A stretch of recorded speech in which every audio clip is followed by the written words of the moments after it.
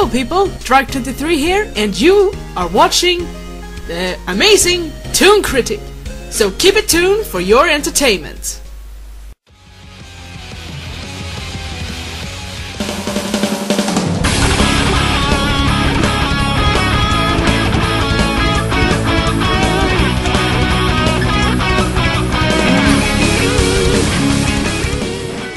Hola amigos y bienvenidos a otro episodio de mi show.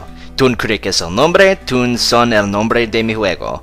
For those that don't speak Spanish, hello and welcome to another episode of my show. Toon Kritic's the name, Toon's the name of my game. Why am I speaking in Spanish? Because I need a clever introduction for today's review. That and I love Antonio Banderas, and I myself am a bit of Spanish. Tee-hee. And today we're taking a look at Puss in Boots, the 2009 French movie English dub of William Shatner. Really? You guys want me to talk about this? I mean, isn't there a much better version out this year? Whatever, this shouldn't be too bad, right? Were you even trying, movie? No, seriously, did you even attempt to be good? Did you just fall asleep during the How to Make a Good Movie meeting? That was pathetic. And Mr. Shatner, you sir quite frankly don't belong in voice acting. Okay, I know what you guys are really here for, the 2011 version of the story, right?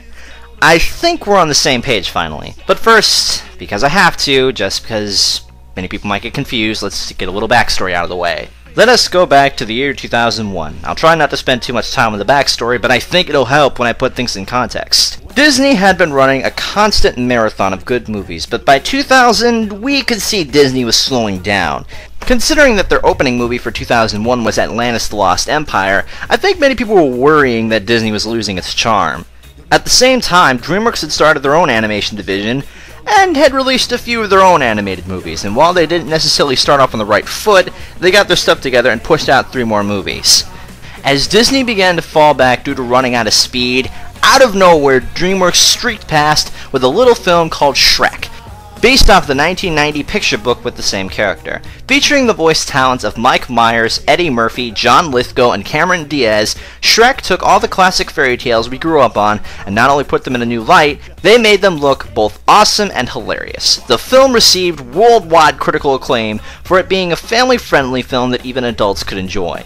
It was like Animaniacs in a way. Today, Shrek stands as the highest-grossing animated film series of all time, with 4 movies, 3 theme park rides, its own musical, and 4 spin-offs, one of which we're going to discuss for today's review.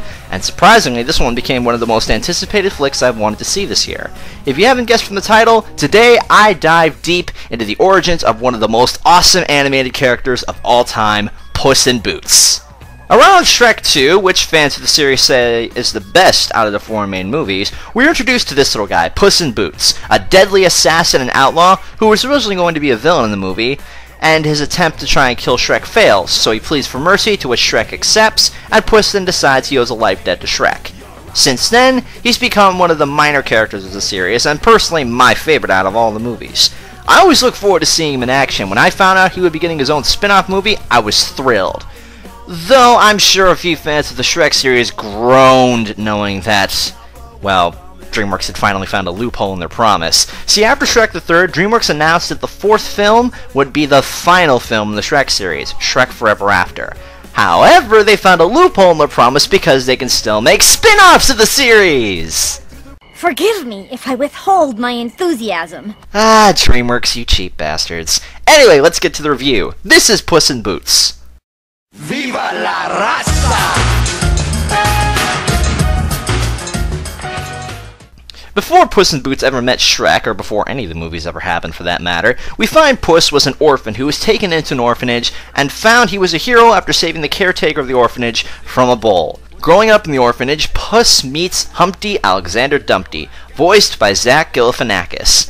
That's a fun name to try and say, Galifianakis. Sounds like a tumor you'd find up Dakota Fanning's cooch. And the two become close friends, until jealousy separates them for many years.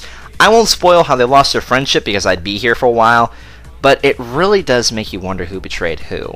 The main story focuses on Puss' discovering of Jack and Jill, who are now 2 murderous outlaws who have in their possession magic beans. I think those are the same magic beans that Jack and the Beanstalk had. Humpty Dumpty wants Puss to help him find the beans and get up to the castle in the sky. Yeah, I wish. with the help of an expert thief tuxedo cat named Kitty Softpaws, voiced by the ever-beautiful Salma Hayek. Most DreamWorks movies have a mild case of character overload. Thankfully, that's not the case this time.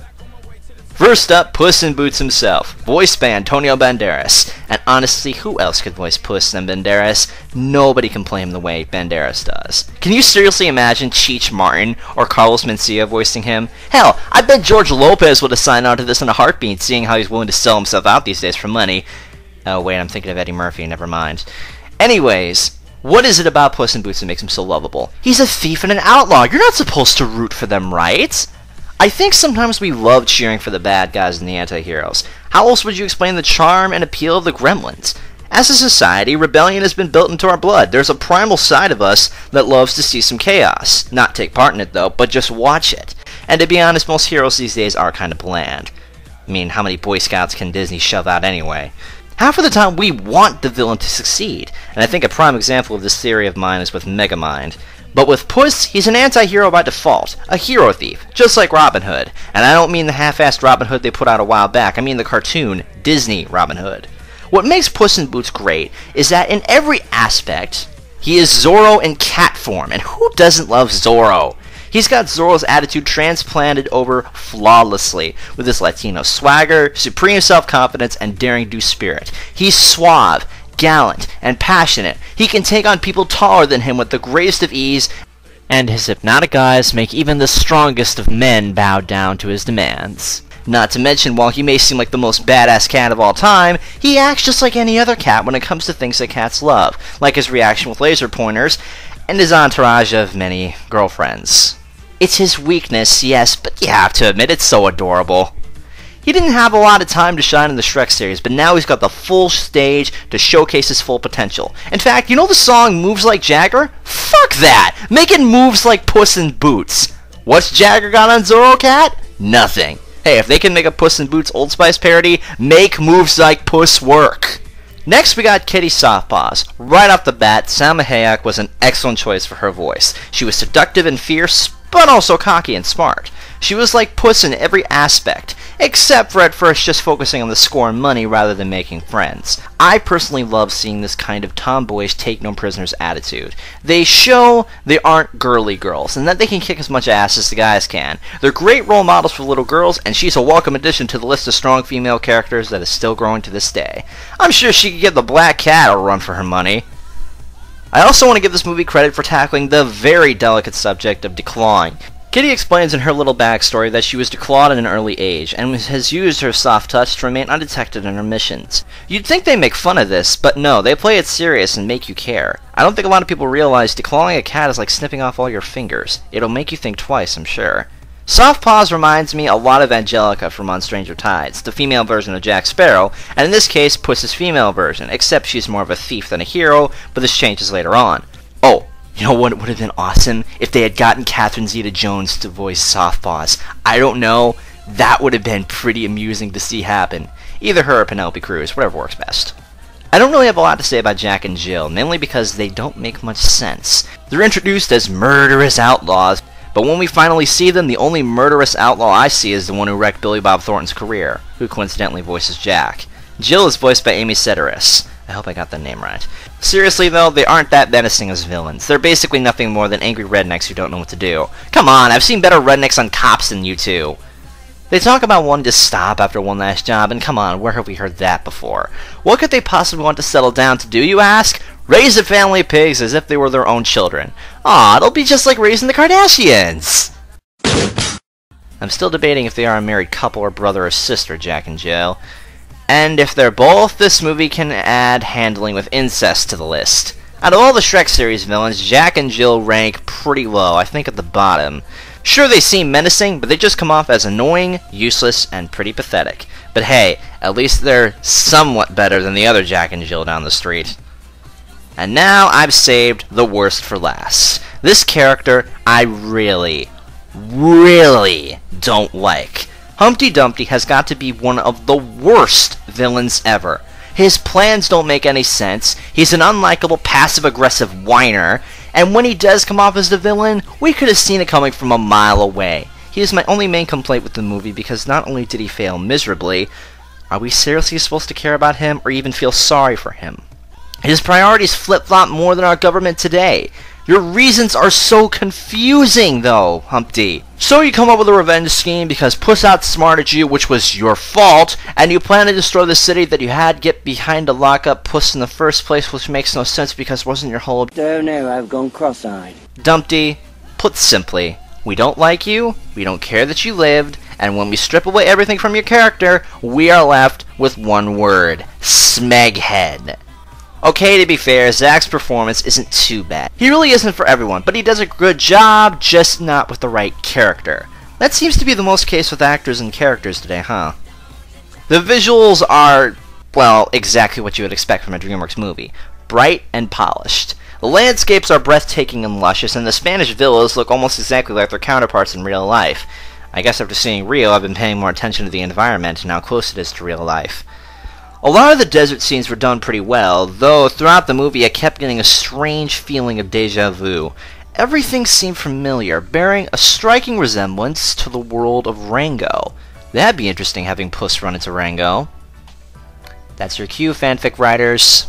DreamWorks has always been great with eye candy, and there's one particular scene that really shows itself well. That's the giant castle in the sky, and I gotta say, it looks spectacular in 3D. I'd also like to comment on the use of split-screen techniques throughout the movie. You'd see these in some pretty low-grade B movies from the 90s or from the Kill Bill movies.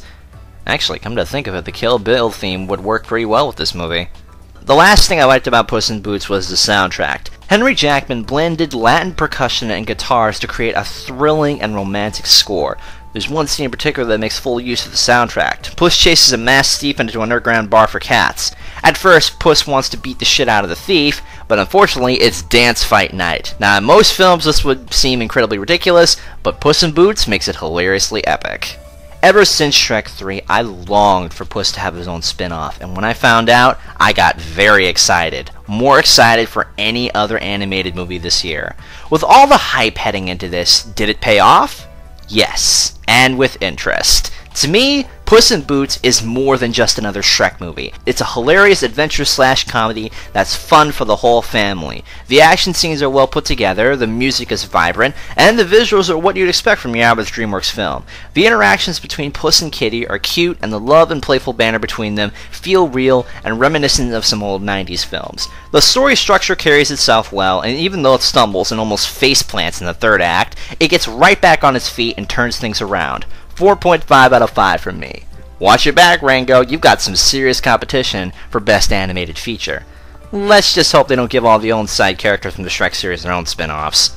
I'm the Toon Critic, keeping you totally tuned for your viewing entertainment, and if you'll excuse me, I'm up to prepare for my 300th video.